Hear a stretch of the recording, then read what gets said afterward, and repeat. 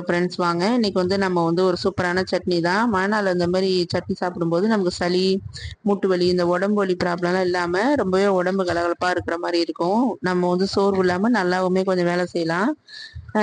பிள்ளைங்களுமே கொஞ்சம் கை காலெல்லாம் அடிச்சு போட்ட மாதிரி வலிக்குன்னு சொல்றாங்க இல்லையா, அப்போ இந்த சட்னி நம்ம அரைச்சி கொடுத்தோம்னா வீட்டு ஜென்ட்ஸ் எல்லாருமே சாப்பிடலாம். வயசானவங்க எல்லாருக்குமே உடம்பு ரொம்பவே நல்லா இருக்கும். ஃப்ரெண்ட்ஸ், இது எப்படி செய்யலான்னு பார்க்கலாம் வாங்க. இப்போ நான் காமிச்சதை நீங்கள் பார்த்துருப்பீங்க. வந்து நம்ம பிரண்டை இருக்கு பார்த்தீங்களா, அது கொஞ்சமாகவும் ஒரு வெங்காயம் தக்காளி சட்னி அரைக்கிறதுலே தேங்காய், அப்புறம் பச்சை கொத்தமல்லி இருக்கு இல்லையா, அதுவுமே நான் சேர்த்து அரைச்சிருக்கேன். தக்காளி வெங்காயம் இதெல்லாம் நம்ம டேஸ்ட்டுக்கு தகுந்த மாதிரி சேர்த்துக்கலாம். எல்லாத்தையுமே நம்ம ரொம்ப அளவு அதிகமாக இல்லாமல், இப்போ இந்த பிரண்டை ஒரு ஒரு ஒரு 1/2 இன்ச்சு கிட்ட நான் சேர்த்து ஒரு 1/2 மீட்டர் அளவு சேர்த்துருக்கேன்னு வச்சுங்களேன். அந்த அளவு கணக்கு வச்சுக்கலாம். இது கொழுந்தா இருக்கிறது நல்லது, ரொம்ப முத்துனது சேர்க்கக்கூடாது. வெங்காயம் ஒரு 150 கிராம் அந்த மாதிரி ஒரு கணக்கோட சேர்க்கும் போது தான் சட்னி டேஸ்ட் நல்லா இருக்கும். வெங்காயம் நிறையவும் கொஞ்சம் புதிய மல்லிலாம் கம்மி கூட சேர்த்தோம்னா டேஸ்ட் நல்லா இருக்காது. அதனால இப்போ நான் சேர்த்துருக்க அளவு கொஞ்சம் பார்த்துக்கிட்டு அந்த மாதிரி கொஞ்சம் சேர்த்து செஞ்சோம்னா நல்லா இருக்கும். ஃப்ரெண்ட்ஸ், இதே நிறைய இப்போ வேணும், ஒரு 10 பேர்கிட்ட சாப்பிட்ணுன்னா வெங்காயம் ஒரு 1/2 கிலோ கிட்ட வெங்காயம், தக்காளி ஒரு 1/4 கிலோ, பிரண்டையே ஒரு 100 கிராம் கிட்ட சேர்த்தாதான் அந்த சட்னி டேஸ்ட் இந்த மாதிரி டேஸ்ட் வரும்.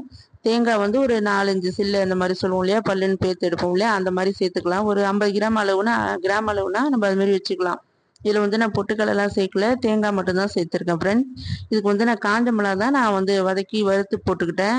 இதுக்கு வேணுன்னா பெருங்காயத்தூள் வேணுன்னா சேர்த்துக்கிறவங்க சேர்த்துக்கலாம். நான் பெருங்காயத்தூள் சேர்க்கல, அவ்வளோவா டேஸ்ட் பிடிக்காதுன்னா சேர்த்துக்கல. இது இப்போ வெங்காயம் முதல்ல பிரண்டை நான் வதக்கிறது நல்லா பார்த்துருப்பீங்க. அது வதக்குறதுன்னு சொல்றதை விட பொரிக்கிறதுன்னு கூட சொல்லலாம். நல்லா பொரிச்சுன்னா நல்லா எண்ணெயை ஊற்றி சிம்மில் வச்சு நல்லா அந்த தண்ணி சத்தே போகிற அளவுக்கு பொரிச்சு எடுக்கணும். அப்போ தான் அந்த நாக்கு அரிப்புலாம் வராது.